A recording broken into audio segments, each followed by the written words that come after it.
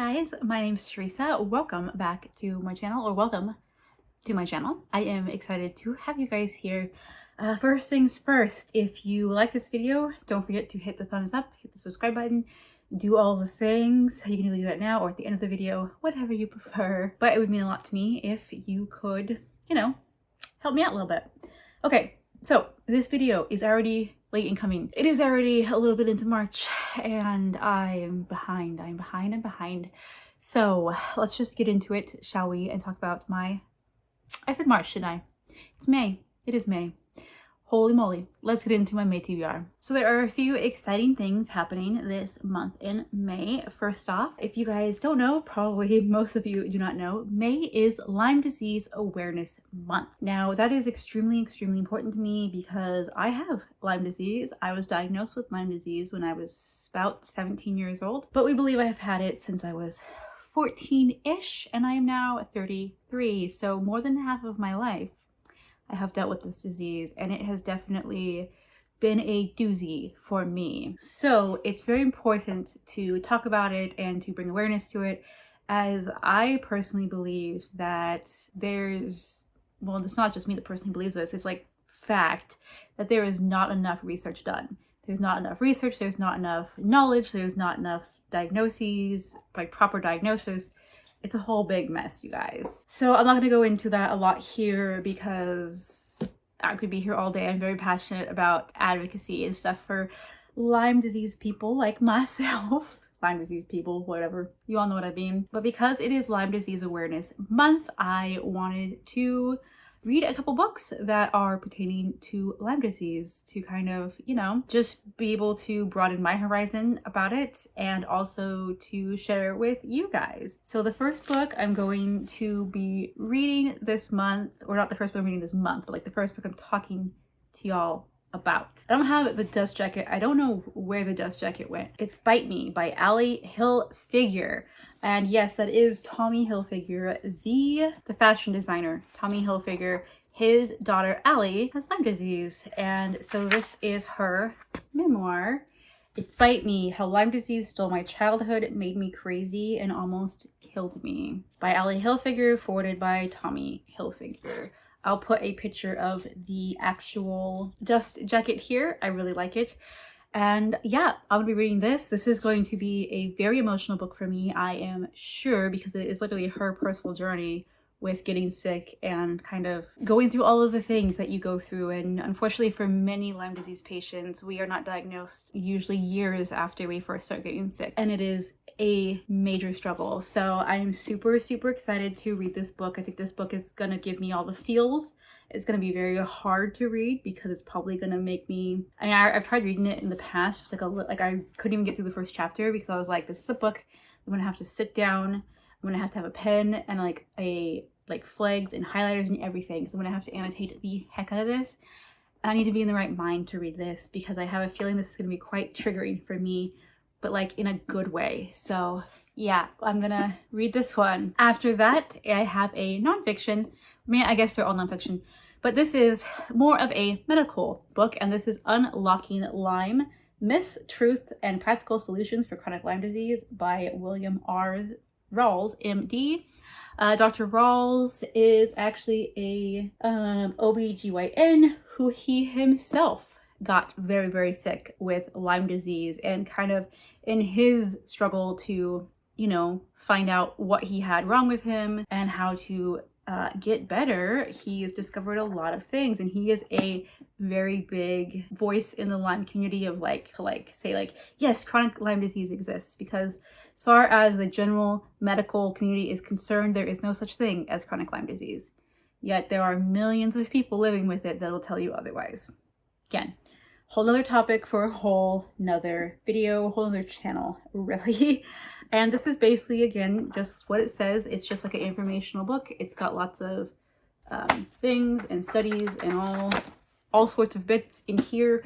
I don't plan on reading this entire book this month, but I do want to kind of browse through it a little bit and kind of pick and choose. It's got like different medications and stuff that you can take and like how they help you. Yeah, I'm very curious to read this and kind of learn a little bit more about the disease, a little bit more about healing and all of the things, and just kind of, like I said, kind of skim through it and pick out different parts that I think pertain to me right now. Ranger, what are you doing? I'm pondering eternity. Okay, sorry. Okay, and the very last book that I want to get to this month is another memoir, and this is another one that I think I'm going to need to annotate and really sit down and kind of like take my time with it, because I feel, again, it's going to be quite heavy as far as, you know, like dealing with the disease that I have. And this is, believe me, my battle with the invisible disability of Lyme disease by Yolanda Haddad. She is from the Real Housewives of Beverly Hills. I've never watched that show. No idea who any of those people are, but she has Lyme disease. And she's very candid, very open about her struggles and her journey with Lyme. And so I am very curious to read this book as well and kind of see parallels, if there's any parallels in my life, even though, you know, she's a celebrity, but Lyme disease doesn't discriminate. So it'll be really interesting to read about what she has to say about this disease. All right, let's move on to some more fun things. Desert-a-thon. So this year there is a board, again, like there was last year, and I'm going to link all the information down below because it's late and I cannot remember names of the people who are putting it together. I am so sorry. I can picture her in my head, like her face. I can't remember her name. Yeah, there's a board, there's prompts, there's all sorts of fun things, and this year there's teams. And we have Team Camel, Lion, Elephant, and Team Scorpion. I personally chose to be on Team Scorpion. And the reason for this was because I'm a Scorpio, and so I felt like I kind of had to be on Team Scorpion. I mean, it kind of goes together, right? Plus, I love scorpions. I love arachnids. I think they're very interesting animals. So how fitting to be a arachnid Scorpio thing for Desert-a-thon. Now, each team has... My little ranger puppy wants to say hello. Hello, hello. Yes, are you going to say hello to everybody? Okay. Okay. See you later. Each team has its own kind of, oh, dog slobber, has like a cheat that you can do, and Team Scorpions is the sting. Basically, if there is a prompt that we don't like, we can go ahead and switch it out for a different prompt, and we can only do that once though. So we'll see if that will play out in this game. I do not know yet. So I am going to be using an iPad. I saw the Wild Sasha, or Sasha from the Wild Sasha, do this. Sorry if the angle or anything changed. Ranger's knocking stuff over. Okay, so as I was saying, I was watching Sasha from the Wild Sasha, her TBR video, and she was doing using her iPad or computer screen, I don't even know what it was, but something like that, to show the board and the prompts and all that. So I kind of took a play out of her book, and I'm going to be doing the same thing since I don't really have the resources to print them all off myself. But I'm really excited. So let's go ahead and get into our first roll. Okay, so now that I've already played halfway through, I realized I wasn't filming. So I'm gonna have to restart. Unfortunately, the board was actually being really nice to me, and it gave me 2 wild cards already. So I'm guessing now it's gonna be mean, because that's just how it works. Okay, so I don't have a Scorpion character, but since I'm on Team Scorpion, I do have a little xenomorph here. And she has a kind of a scorpion-like tail. So she's going to be my little pawn as we go along through the desert. Okay, so let's go ahead and go to our random number generator. I'm doing 1 through 20, as you can see. And let's go ahead and roll for our first point, or first spot. 2. Lovely. First time around I did this, I got a 20. Okay, number 2 is a yellow. So let us go to our cards. Now we have 20 cards as well. So to pick a card, I'm going to go back to random number generator, and let's generate the number for our card. Come on. Generate. 18. Okay. So let's find card 18. which is right here, and we were yellow. Read a book with purple on the cover. Okay, not starting off strong. Yeah, I had already like made it halfway through the board in like 3 rolls and realized that I wasn't filming. And I had 2 freaking wild cards too. So, I feel like this board is gonna punish me now for that. We'll see. But I landed on square number 2. Yay. Which is a yellow. And the prompt is to read a book with purple on the cover. Y'all, I can't tell you how hard I looked for like desert themed books. And then not only desert themed books, but then desert themed books with purple on them. I don't own a lot of deserty books. I own a lot of cold, dark, creepy books, not hot, warm desert books. So anyways, I'm going to be reading Arabian Nights. And this edition is illustrated by Earl Goodnow. And if you can see, if I can get the camera to focus, right here on this man's pants is a little smidgen of purple. Just a little smidgen. And you know what? I'm going to count it because I could not find purple on any of my books that have anything close to do with the desert. And like, I don't have to read desert themed books, but like, you know, Desert-a-thon, you kind of want to keep to the theming, at least I do. So yeah, we're going to go ahead and read Arabian Nights because it's a very classic desert vibes and it's got a little bit of purple.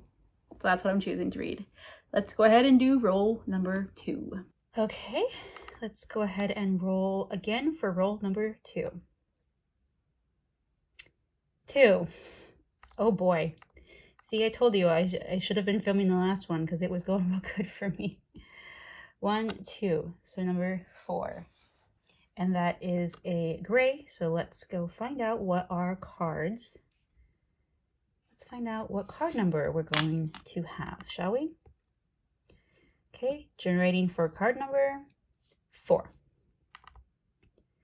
Card number 4 and gray is read a book with hot temperatures. Okay, well, that was not a very productive roll. Oh, this could be a tough game. This could be a really tough game. So we landed on space 4.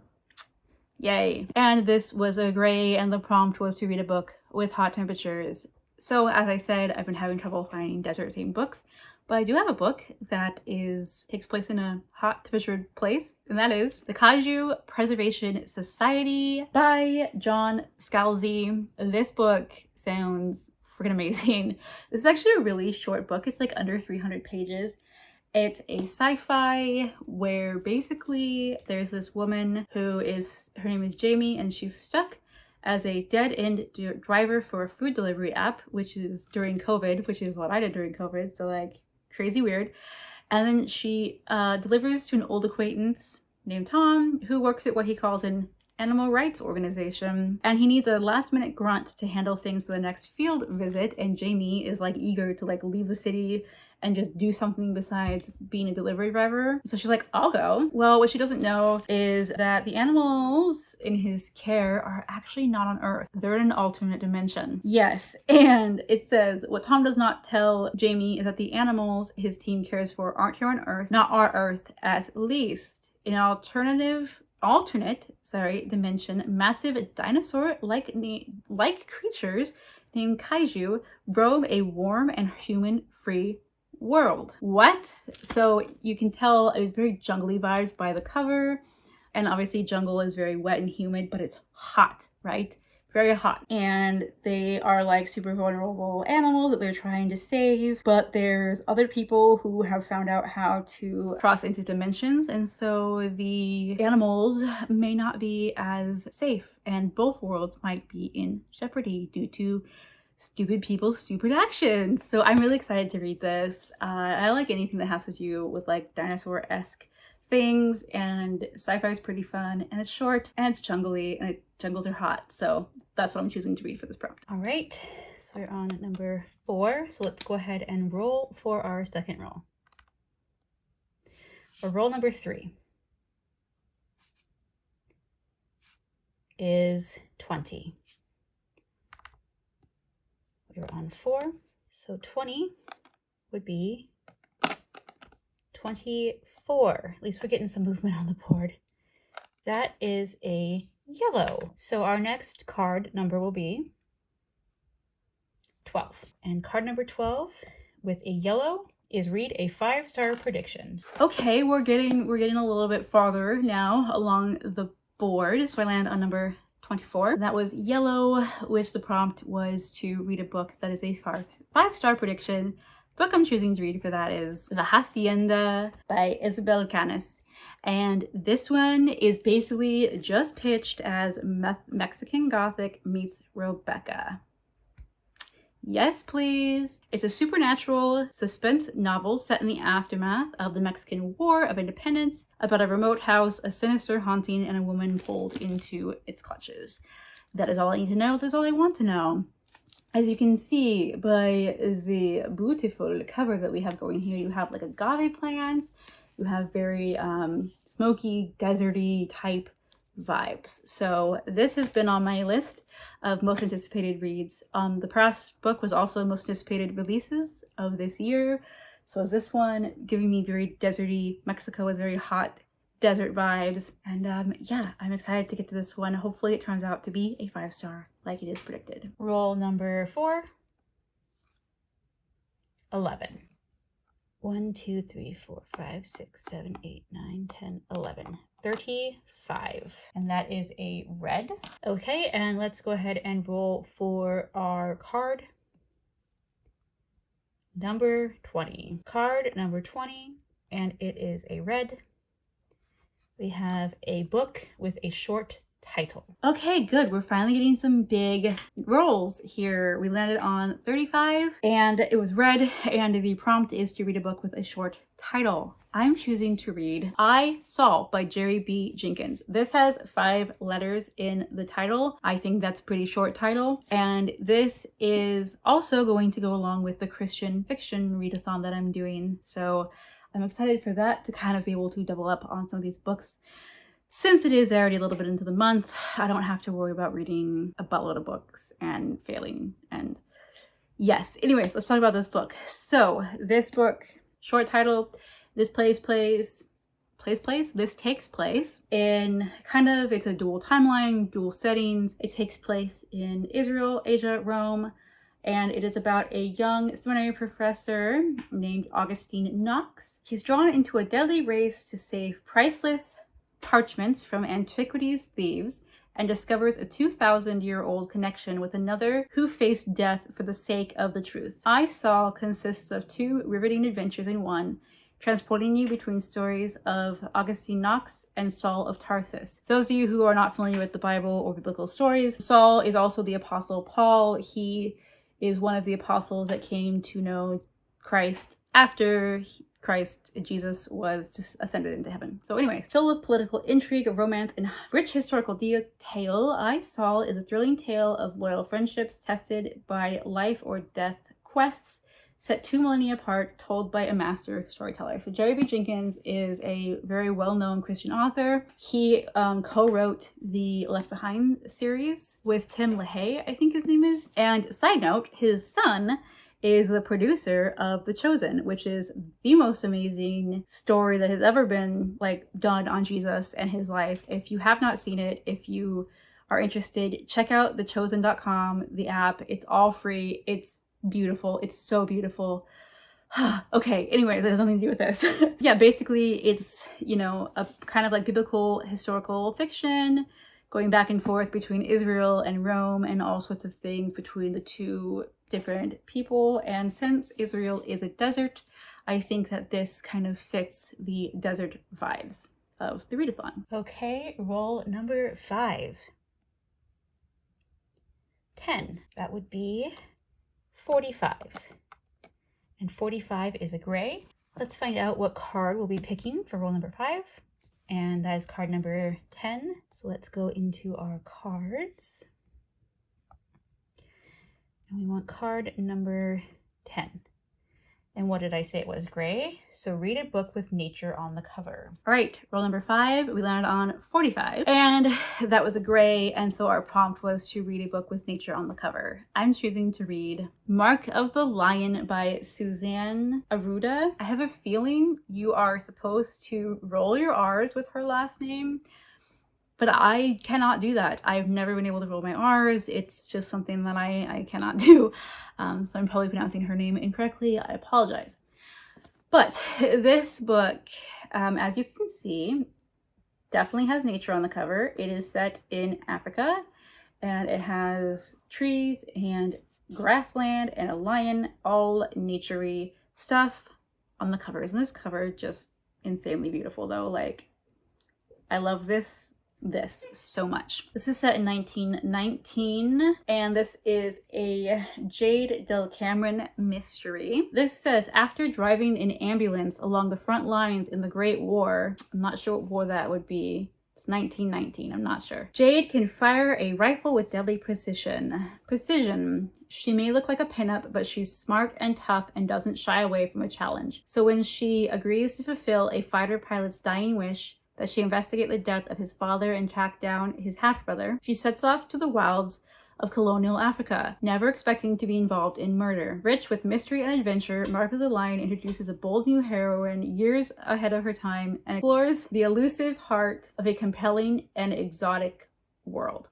So yeah, this is a series. There's quite a few books in the series, and they all are kind of have like animal themes, like African animals in the title, and it's like a murder mystery type series. So I'm super stoked for this. If any of you who know me well know that I am obsessed with animals. I love the continent of Africa, and I love murder mysteries, so this is so perfect. And because it's taking a place in Africa, I'm assuming like on the Serengeti or in the savannah, that it's kind of deserty like and hot, and so this will fit perfectly for this prompt. All right, and now we're on to for roll number 6.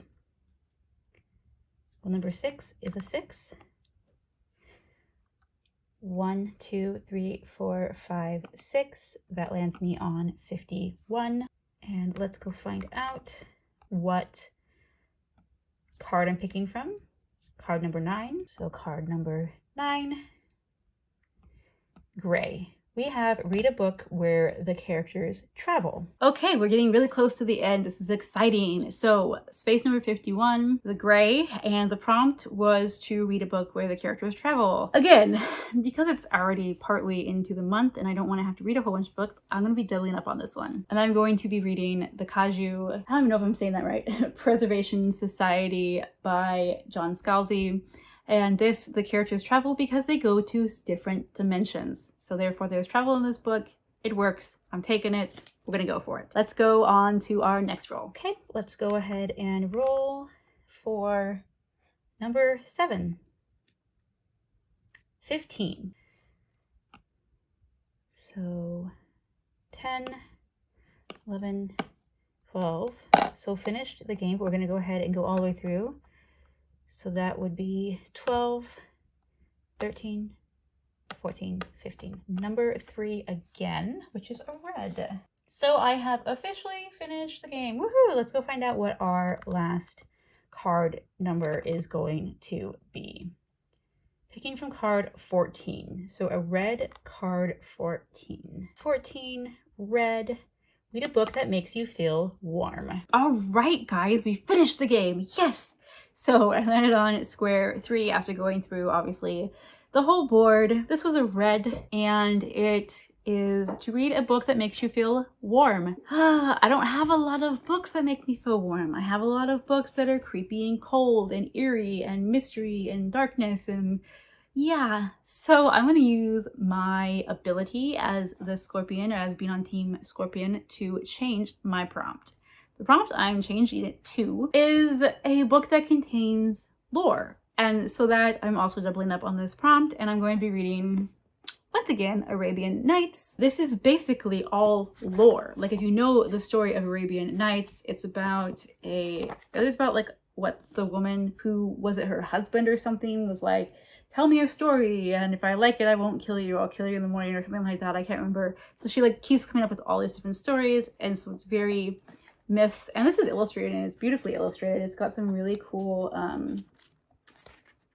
illustrations in here, and I'm excited to read this. I've never actually read this book, though I have heard of many retellings and reimaginings, but I've never actually read the book itself. So yep, I'm excited to read this one. So here are the 5 books that I'm reading for Desert-a-thon. I'm excited. Okay, let's get on to the next read-a-thon I'm going to be doing, which is Christian Fiction-a-thon. Now, you don't have to read all Christian fiction for this, but like, obviously the theme of this, the point of this, is to be reading Christian fiction books. So our first prompt is to read a book with flowers on the cover, and I am reading The View from Rain Shadow Bay by Colleen Coble. I've already started this book. This is the second Colleen Coble book I read. I can kind of say that I don't think she's going to be a favorite author of mine. It's romantic suspense. Not the biggest fan of romance. I'm a big fan of suspense, but we'll see. I've only gotten a little bit into it, so I need to continue to see if I'm actually going to like this book or not, and I will talk about it, of course, in my wrap-up. But as you can see over here, it has flowers on the cover, and this is a part of the Lavender Tide series. So like, obviously lavender flowers, it works out great. I think I forgot to tell you what it was about. It's basically about a woman who is a widow, and his best friend kind of caused, like her husband's best friend kind of caused his death. And so she's like, obviously, like, doesn't want anything to do with him, but then there's like death and mayhem and stuff that happened, and people are after her, and she basically has to lean on her husband's best friend to help. And of course, you know, there's probably gonna be romance that ensues and all of that stuff. So yeah, that's basically a little bit of overview of what that's about. Okay, our next prompt is to read a book that is by basically read a new to me author, and I'm going to be reading The Pharaoh's Daughter by Mesu Andrews. This is basically about Pharaoh's daughter. So this is about the woman who took in Moses and raised her as her own son. If you are familiar at all with the story of Moses, the Israelites were held as slaves by Egypt, and they were being told they had to kill every boy child that was born.